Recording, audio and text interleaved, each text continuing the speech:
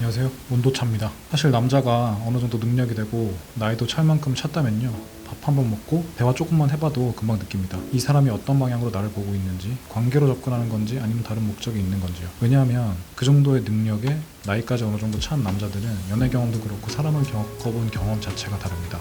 여러분의 선택과 실패를 겪으면서 생긴 인사이트가 있거든요. 특히 남자를 통해서 자기 인생을 해결하려고 하는 여자들이 있잖아요. 그런 사람들에 대해서는 굉장히 예민하게 반응합니다. 겉으로는 티가 안 나는 것 같이 느껴져도 대화 몇 마디만 해보면 느껴요. 내 직업에 대한 질문의 방향, 소비 수준을 떠보는 방식, 내 생활권을 은근히 체크하는 태도 같은 것들에서 그 의도가 보입니다. 그리고 이건 특히 전문직 남성들이 더 빠르게 캐치할 수가 있습니다. 사람을 많이 상대해봤고 이해관계가 얽힌 만남을 수없이 겪어봤기 때문입니다. 그래서 단순히 예쁘고 분위기가 좋다고 해서 넘어가지 않아요. 조용히 관찰하고 조용히 판단합니다. 이게 생각보다 굉장히 빠르게 이루어집니다. 첫 번째로는요, 고스펙 30대 남성들이 결국 보는 거는 리스크입니다. 조건이 좋은 남성들 이야기를 들어보면 공통점이 있어요. 외모와 스펙, 물론 둘 다 보긴 하겠죠. 하지만 결혼을 결정하는 순간에는 딱 하나를 생각합니다. 이 사람이랑 살면 내 인생이 안정적으로 굴러갈까? 여기서 말하는 안정은 돈이 많다는 뜻이 아니에요. 감정 기복이 과하지 않은지, 소비 습관이 위험하지 않은지, 내 삶의 리듬을 존중해 주는지, 이런 것들이 쌓입니다. 두 번째로는 바쁜 남자를 대하는 방식에서 다 드러납니다.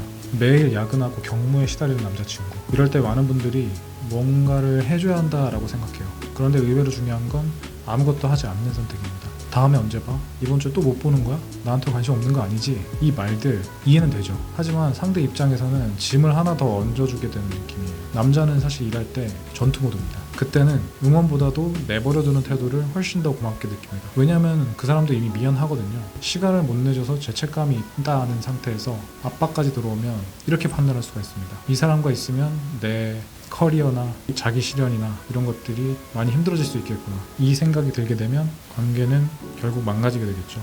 세 번째로, 그렇다고 해서 완전히 사라지라는 얘기는 또 아닙니다. 여기서 오해를 하시면 그럼 연락도 하지 않고 가만히 있어야 되나요? 이런 질문들이 나오는 경우도 있는데 당연히 그건 아니겠죠. 핵심은 나 없이도 잘 사는 사람이라는 인상을 그 사람한테 주는 겁니다. 예를 들어서 이런 겁니다. 오늘 친구들이랑 카페 유명한 데 생겨서 갔다 왔는데 진짜 분위기 미쳤다. 오늘 필라테스 갔다 왔는데 땀을 많이 내서 기분이 좋다. 기분이 너무 좋았어.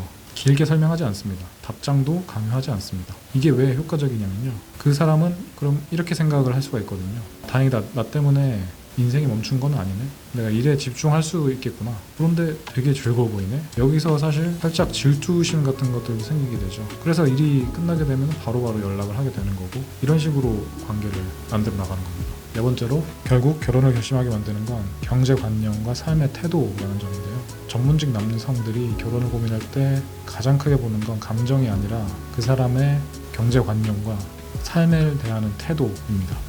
연애는 감정 중심이지만 결혼은 경제 공동체입니다. 그래서 이런 순간에 사실 남자들에게는 확신이 생겨요.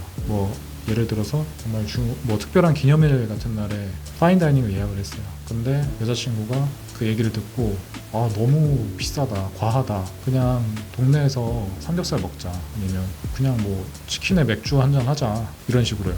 이런 말을 자연스럽게 나오는 사람, 이런 마인드를 가진 사람이겠죠. 정확히 이런 사례가 중요한 건 아닙니다. 이거는 사실 가성비 문제가 아니에요. 같이 경제 공동체를 굴릴 수 있는 사람인가를 보는 겁니다. 돈을 많이 쓰는 사람보다 이 돈의 흐름을 이해하는 사람이 교론감이겠죠. 다섯 번째로 가장 중요한 점인데요. 연애는 메인이 아니에요. 연애를 인생에 있어서 메인 디쉬로 두는 순간 관계가 무너질 가능성이 굉장히 높아집니다. 연애는 인생이라고 하는 식사에 디저트에 가깝다고 생각해요. 먼저 혼자서 친구들과도 잘 지내고 취미도 즐기고 가족과 시간도 보내고 본인만의 목표를 향해 나아갈 수 있고, 그 위에 연애가 얹혀야 됩니다. 그래야지 관계가 건강합니다. 연애를 붙잡으려고 애쓰는 사람이 아니라 이미 자기 인생이 훌륭하게 굴러가고 있는 사람이 더 매력적으로 보입니다. 이건 감성적인 이야기가 아닙니다. 얼마나 자주 만나느냐보다 그 시간을 통해 내가 어떤 사람이 되어가고 있느냐가 더 중요합니다. 상대가 바쁠 때 무너지는 사람이 될지, 자기 삶을 더 단단하게 만드는 파트너가 될 것인지. 결국 매력은 상대를 붙잡는 힘이 아니라 혼자서도 성장할 수 있는 능력, 힘에서 나옵니다. 네, 오늘도 영상 봐주셔서 감사합니다. 다음에도 더 좋은 영상으로 찾아뵙겠습니다.